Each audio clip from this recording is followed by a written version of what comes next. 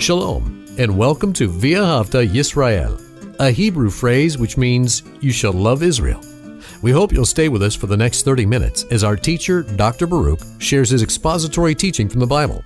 Dr. Baruch is the senior lecturer at the Zera Avraham Institute based in Israel. Although all courses are taught in Hebrew at the Institute, Dr. Baruch is pleased to share this weekly address in English. To find out more about our work in Israel, please visit us on the web at LoveIsrael.org. That's one word, LoveIsrael.org. Now, here's Baruch with today's lesson. We know for God's work and purposes to be done, it takes resources. And we've been talking about a very important word in this section of 2 Corinthians. And this word is grace, foundational for our relationship with God, foundational for our salvation experience. Grace has many facets. Grace produces many things in our life. We all know for grace that you have been saved, but realize that the grace of God will move and function in our life, that it causes us, this grace, to turn away from those things that are displeasing to God, those things that are against His character. We deny ourselves of those things that glorify the world in order that we can hold on to those things and perform those things that glorify the Creator of the world, and that is Messiah Yeshua. We're going to be looking at a passage of Scripture, a Scripture in 2 Corinthians in chapter 8 that speaks about God's provision, that He gives in order that His work can be done. And specifically, it's His provision of financial resources. And as we talked about last week, it's interesting that this word that oftentimes many translations translates as gift, it is the same word as the word grace. We know that through the grace of God, we receive the gifts of God, spiritual gifts, but also through the grace of God, it will work in our life in order that we become generous people who give.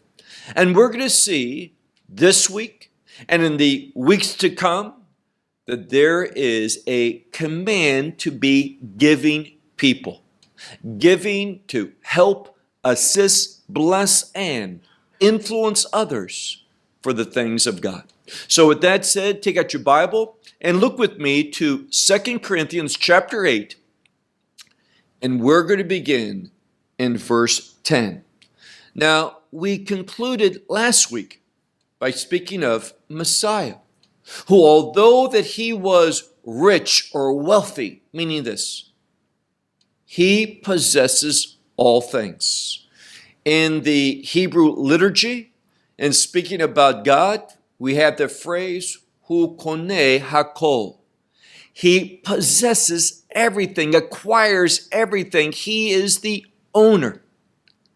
And even though Messiah, who the scripture says did not equate equality with God a thing to be grasped, what did He do?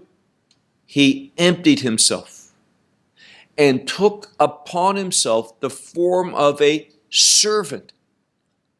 And He emptied Himself, meaning He let go of all of that. He never ceased to be God, never ceased to be divine. He is the eternal divine Son of God. But nevertheless, He emptied Himself in order that He could provide for us. And that's what we see at the end of last week's study. He who became poor, He emptied Himself, even though being wealthy, possessing all things, the Lord of Lords, the King of Kings, in order that we could be rich in the things of God, and that mind that was in Messiah Yeshua should now be in us. And we will, and hear this carefully, we will never produce the righteousness of God unless we have that same mindset, unless we submit to the leadership of God's grace that teaches us to deny those things that are against the character of God. So look with me to verse 10. Paul is speaking and he says, and this next word is an opinion. It comes from a word that's based in knowledge. So it's a knowledgeable opinion. He's giving advice, counsel, and he's doing so from the position of knowledge. So he says, and counsel in this, meaning in this matter, I will give to you. Now, what matter are we talking about? Well, remember, there is a need. And that need has to do with financial resources so that ministry can be done. Now, many different things are needed so that God's purposes can be fulfilled. At times, there is a financial need. And sometimes through finances that you can acquire other things to be a blessing to someone. So they've been talking about this gift, how this gift is going to be utilized, how it's going to arrive at the right location and such. And now we find Paul giving counsel, giving advice, an opinion, in other words, concerning this matter. So he says, and an opinion in this I will give, for this for you. Now, one of the things we see about Paul is that his actions and his words are for others. To have a positive, a godly, a righteous, and edifying effect in them. So this opinion, this counsel that he's sharing, it is for them. And notice what he says. For this is for you benefit. It is for the benefit of these people, being not only to do. Now, we're going to see that this group had a desire. That desire was to make a collection in order to send it for the purpose of ministry, in order to assist others. And what Paul is saying here, and pay very close attention, he wants to give an opinion concerning this matter, and he says, this is for your benefit, for your profit, not being only to do, but also as you begun to will before a year ago. So he's saying, I want to give you counsel and opinion on this matter for what you need to do.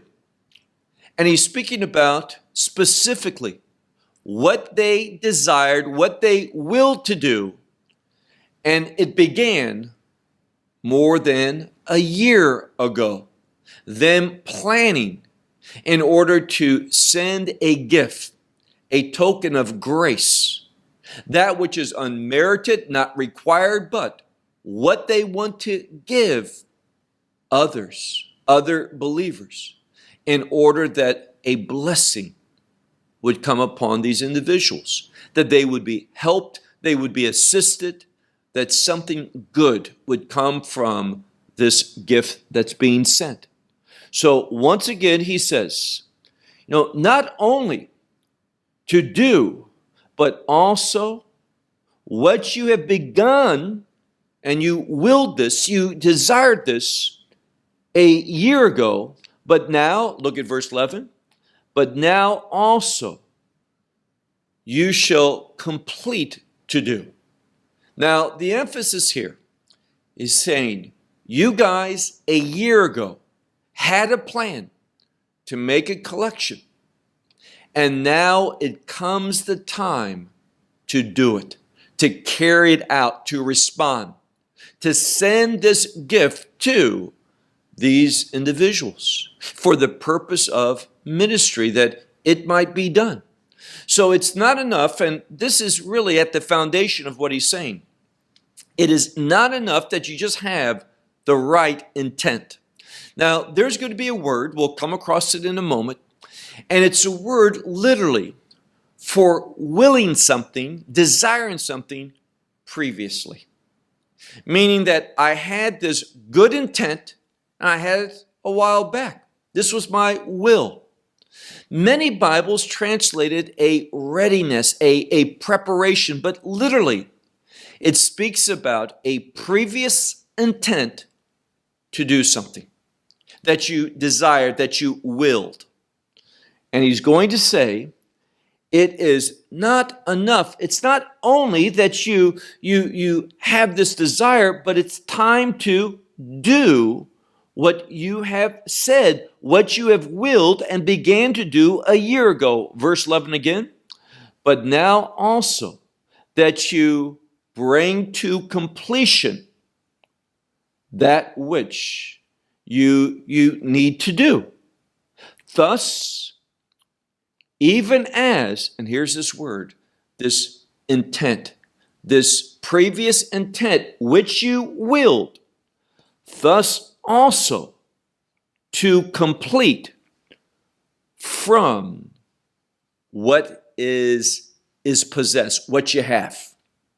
Now, it's going to become clear, and by the way, the original language here is very difficult. The vocabulary, not the easiest, and the grammar, and how Paul put this together is extremely difficult. But when you understand what the context is, what his objective, and you read it, not just once or twice, but literally dozens of times, and you pray over it, and you consult other translations and such, you begin to grasp what he's saying here. And this becomes very obvious in verse 12. So he says, for if this intent, now again, many Bibles say this readiness, this preparation, and it talks about them more than a year ago, beginning to set aside resources, make collections, to save up money for the purpose of sending it. And he says, this previous intent is present, meaning this, there is an outcome. What they desired to do a year ago, they have been doing. There's a present reality in regard to this desire. But we're going to see that they did not meet, we might say, their goal. They wanted to be excessively generous. They wanted to give a lot. And what they desired, the amount, has not been met.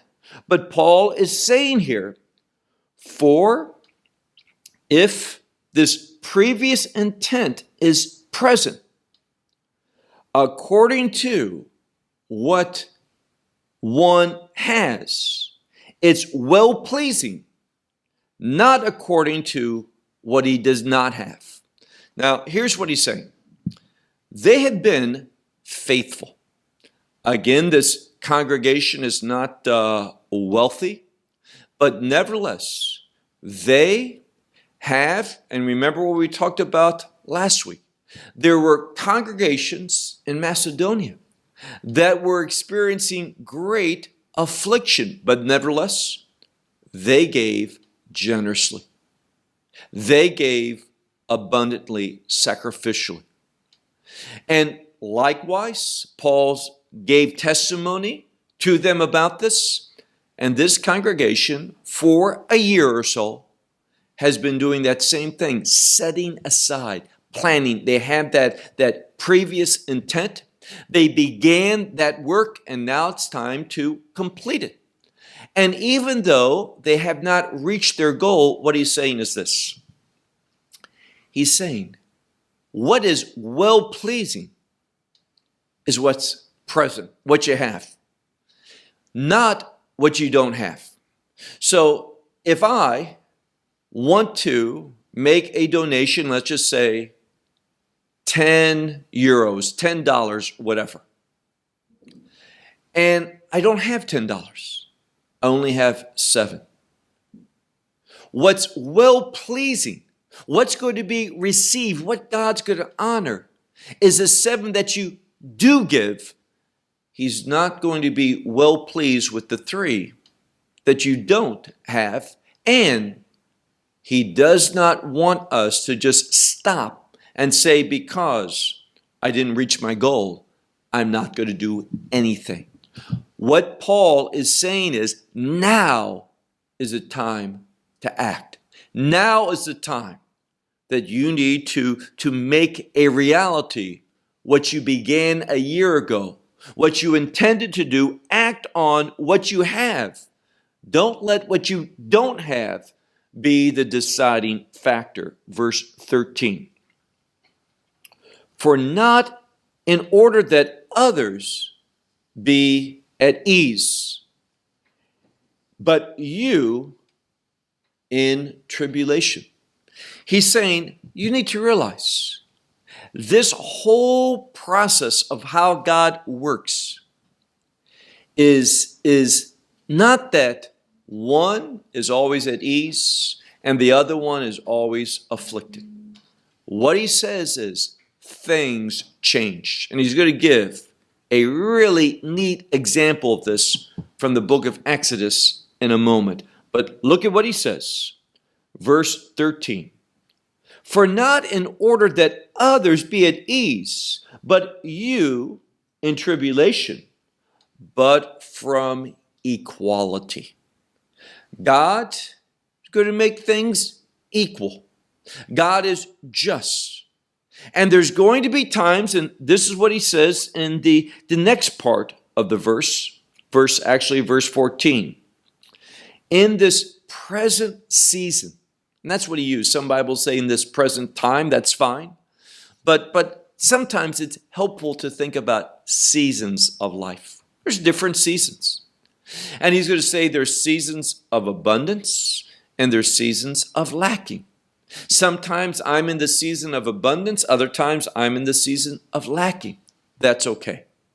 Because through the administration of the grace of God in a person's life, there is going to bring about equality. What's this equality that he's referring to? Well, keep reading. He says, verse 14, in this present season, you have this abundance for those that lack, in order also that those in abundance will be there for you in those times of lacking. So now God has arranged things that this congregation has abundance. They've demonstrated that in the collection. And he says it's not for you to always be the ones in suffering and tribulation and hardships and affliction, and you give in order that these over here are always at ease and peace and no problems and have enough and never no shortage. Of course not. There's seasons. When you have, you give. When you don't have, God will be faithful to bring others to supply your need. But if you're not faithful when you have an abundance, don't expect God to be faithful to those who are disobedient. If he blesses disobedience, he's not being faithful. What is he going to do with disobedience? He's going to punish. Why? To bring us to his perspective. So his justice brings about change. And it says here there's going to be equality. Notice what it says. In order that they should be for your lacking, thus there will be equality. He says this 3 times. And now he's going to give that example from the book of Exodus chapter 16 in verse 18, where the context is man. Now, man in Hebrew, not Jamaica, but in Hebrew, it is manna. That heavenly bread that fell from the sky. And what he says is this. Here's the example. The one of much. So there might be one that goes out and he gathers a lot. But in the end, he didn't have excess. Why? He could gather whatever he needed. But if he didn't consume it, he didn't have leftover, he didn't have excess. Why? Next day, maggots in that manna. And likewise, the one who didn't take a lot, only a little, he did not lack. So God, the context is, he says, go out and take what you need. And those who didn't do that but took an excessive amount, they didn't benefit from that. They didn't have leftover. And those who only took a little in comparison, but what they needed they took, they didn't lack. That manna brought about satisfaction. That manna met need. So man is a very important bread of life that gives instruction on its administration. Now look at verse 16. But, and it's the word charis, which is related to grace. But here it would be understood as thankfulness. So he says, grace to God, that is, thanks be to God, the one who gives. And what does he give? He gives this same diligence. Now, what diligence are we talking about? We spoke about this word last week. It can be the word for haste or urgency. And what God tells us is this, that when someone truly has a need, God will make haste to bring it about. He will respond urgently. God's faithful. And therefore, if we are anointed with his Spirit, we're going to have this same character. Now, some Bibles talk about this as being earnest, and that's fine. But it's being earnest that produces one who is faithful, one who is diligent, one who is faithful, loyal to what he should be doing. So again, God, we thank him because he moves in the same way that he does. He moves others to behave in this same way. So we can translate it like most scriptures do. Thanks be to God, the one who gives this same diligence, this same earnest commitment in behalf of you. And this same earnest commitment, this diligence, God placed it where? In the heart of Titus. Now, Paul keeps coming back to Titus. Why? Because Titus was indeed a faithful, loyal, one who was a godly ambassador of the faith. And Paul appreciated him. Paul saw his commitment to the things of God. So he writes, God, he placed this same earnest desire, this diligent loyalty into the heart of Titus for you, for the Corinthians. Verse 17. Now we're going to talk about Titus for a moment. And it says that he received this exhortation, this encouragement. Now, there's a couple different ways that we can understand it. It might be referring to the fact that Titus, he heard about these Corinthians, their commitment, their growth, what Paul was boasting and rejoicing about. And because of that, Titus said, here's a congregation. Here is a group of believers that if I invested, if I am diligent to, there's going to be much fruit. So this is how many scholars see this. Look again. He received this encouragement. Perhaps this was from Paul saying, you need to be there. And he received it, and not only that, but he possessed. And here's even the word for diligence, urgency, this earnest, but it's in a form which gives us the meaning even all the more so. So Titus, he was an individual that received the encouragement to act, respond, to do ministry, to interrupt his life, to get involved in others, and he did it all the more diligent. He possessed that super diligence.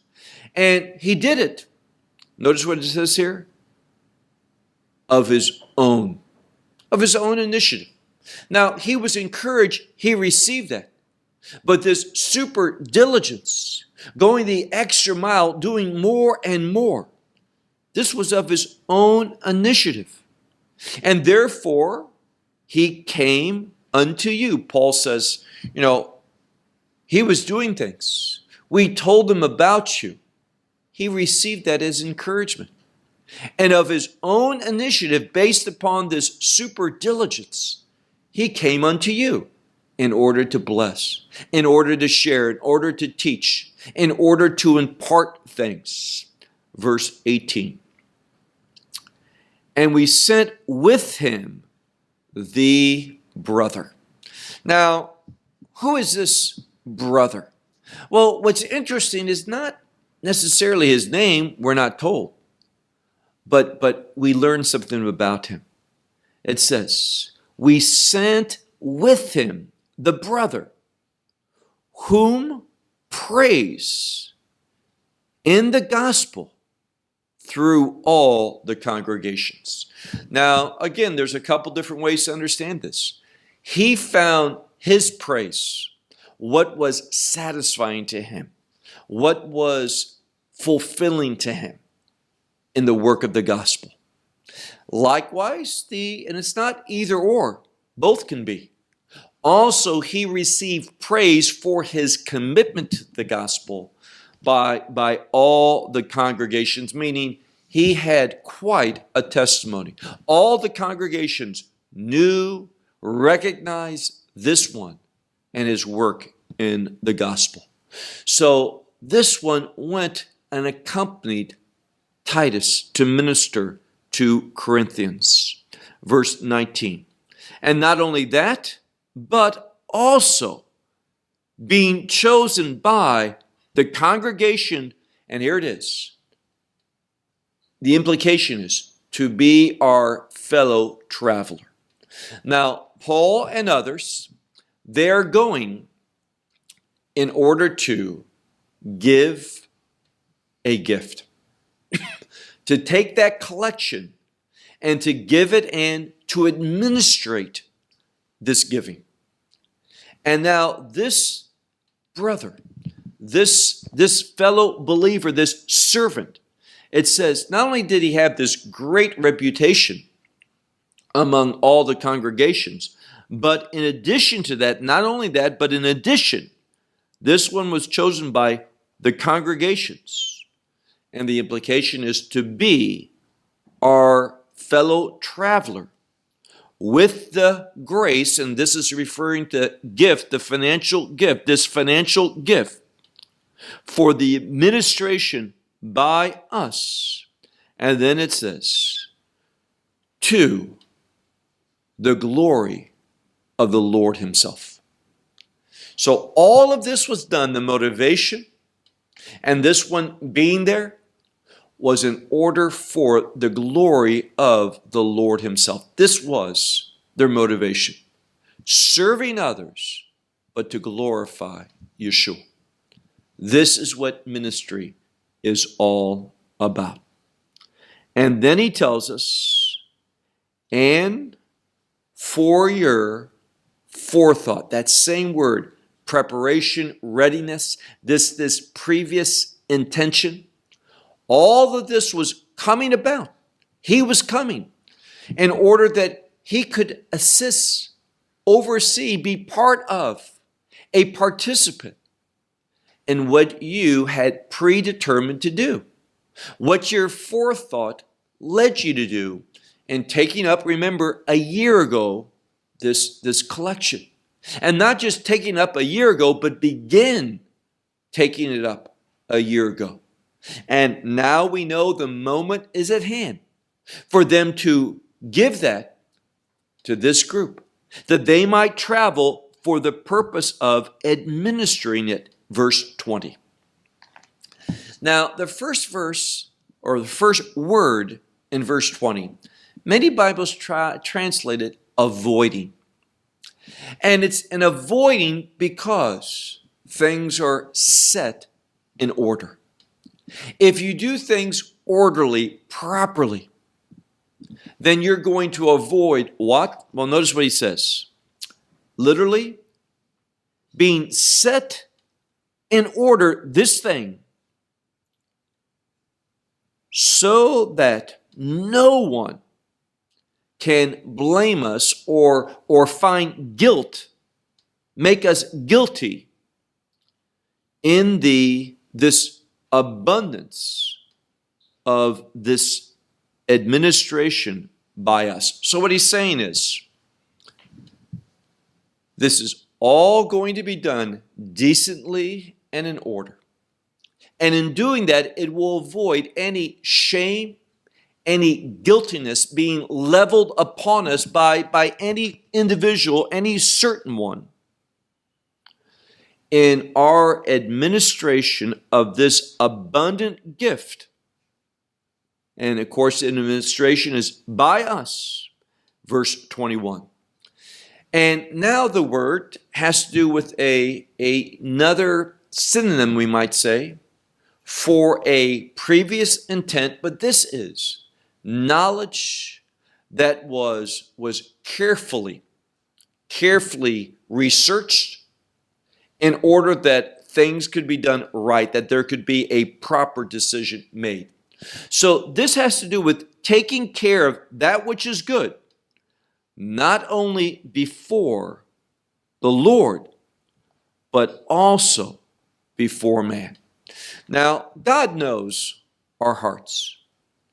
And we can do things in a way that God knows the truth. He knows our motivation. He knows what we did. But if we don't do it properly, decently, in order, transparent, God knows all things. He sees everything. He knows the fact. But what he's saying here, we need to be careful and transparent. God knows certainly, but others are watching.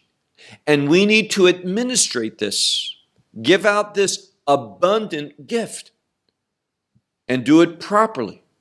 Not only before the Lord, but also before men. Why? So we have a proper reputation. That there's a godly testimony in the administration of this gift. That's what he's saying. Verse 22.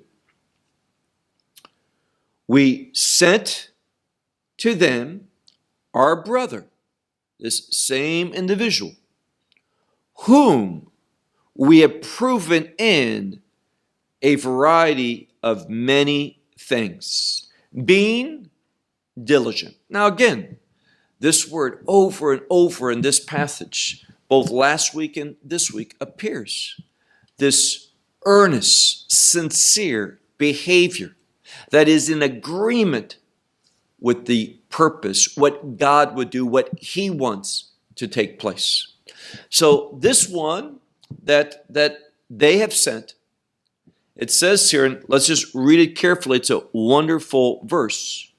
We have sent to them our brother, whom we have proven, documented. We've tested, we've proved, we have documented in a variety of many things, this one being diligent, this one being loyal, this one showing an earnest faithfulness for the things of God.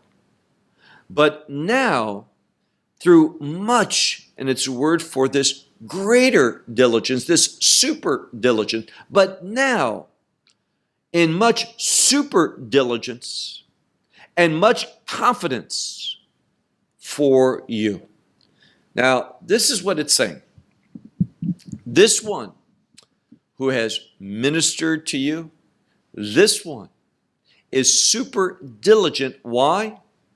Because he has also, not just in the faithfulness of God and such, but he knows that he's participating with this congregation. And he has great, much, literally it says, much confidence in what they're doing.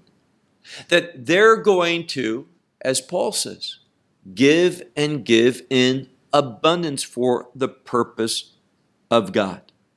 So he says, but now much super diligence and much confidence for you or in you. Verse 23. Whether, and this congregation has shown that, their diligence, their faithfulness, why they have confidence, why Paul previously has boasted or rejoiced in them. It says, whether in behalf of Titus. See, Titus came to Corinth, they were thankful.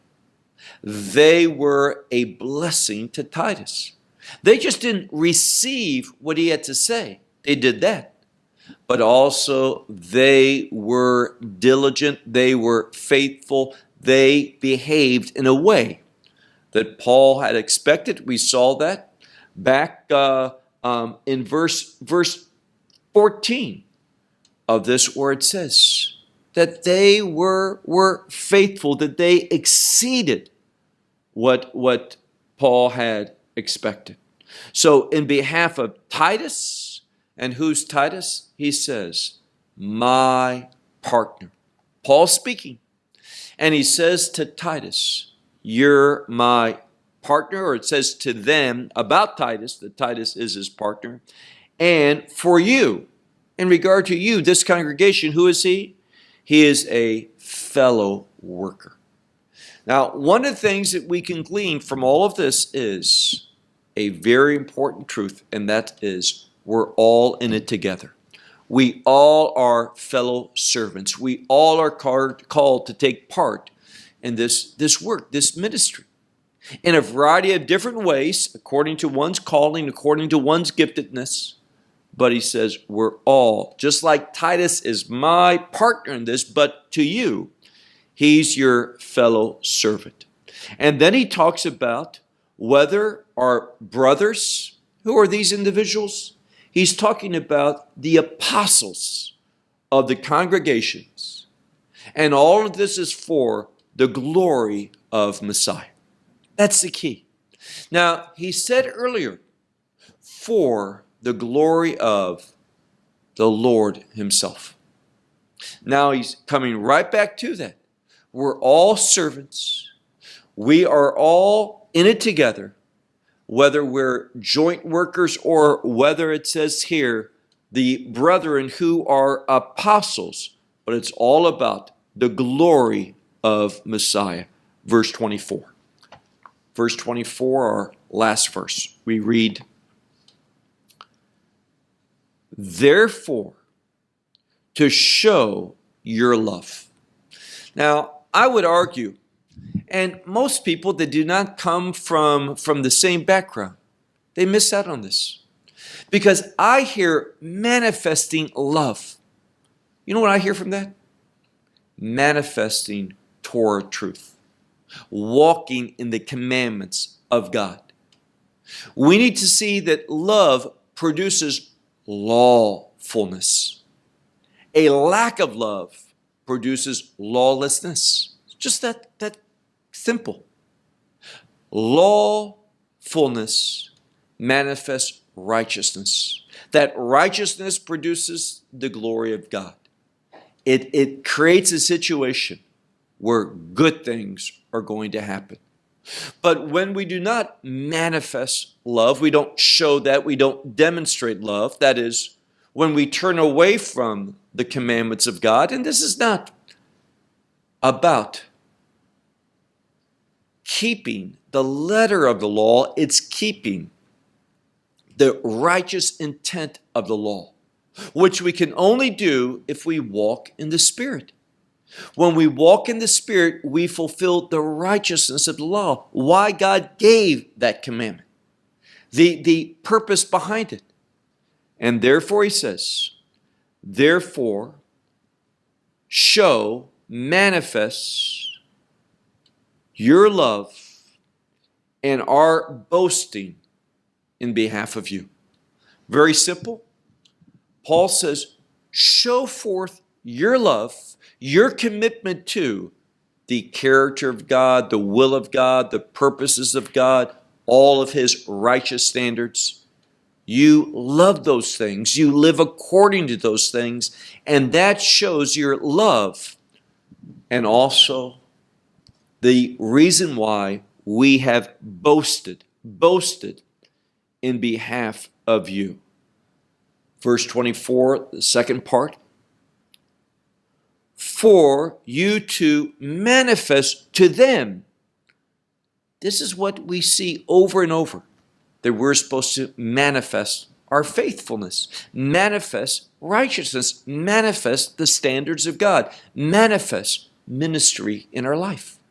This is the heart of what Paul has spoken of and will continue to speak of. By giving.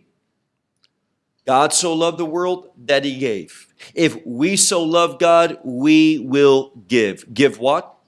Whatever's needed. Whatever someone lacks.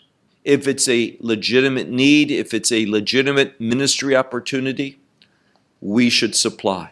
And he says here that you should show them also before the face. This just means the presence, or before the congregations. That we should have a testimony that is visible to others and before the other congregations. Now, why does he say that? And we'll close with this. The word here for congregation, or before the face of the churches. The word church, very important word. A week ago, we came across the term Pdut Yisrael. Pdut Yisrael speaks about the congregation of Israel. But when we look carefully at that word, Pdut, it comes from the Hebrew word for a witness, one who bears testimony. And he's speaking about those who came out of Egypt. They were called out. That is the same term for the church, ecclesia, to call out. We're called out to bear witness. Excuse me, that's what he's talking about. So it's only when we live according to the standards of God, doing the ministry that we're called to do, then and only then are we going to show forth before the congregation of believers that we might have a proper godly witness. I'll close with that until next week. Shalom from Israel. Well, we hope you will benefit from today's message and share it with others. Please plan to join us each week at this time and on this channel for our broadcast of LoveIsrael.org. Again, to find out more about us, please visit our website, LoveIsrael.org. There you will find articles and numerous other lectures by Baruch. These teachings are in video form. You may download them or watch them in streaming video. Until next week, may the Lord bless you in our Messiah Yeshua, that is Jesus, as you walk with him. Shalom from Israel.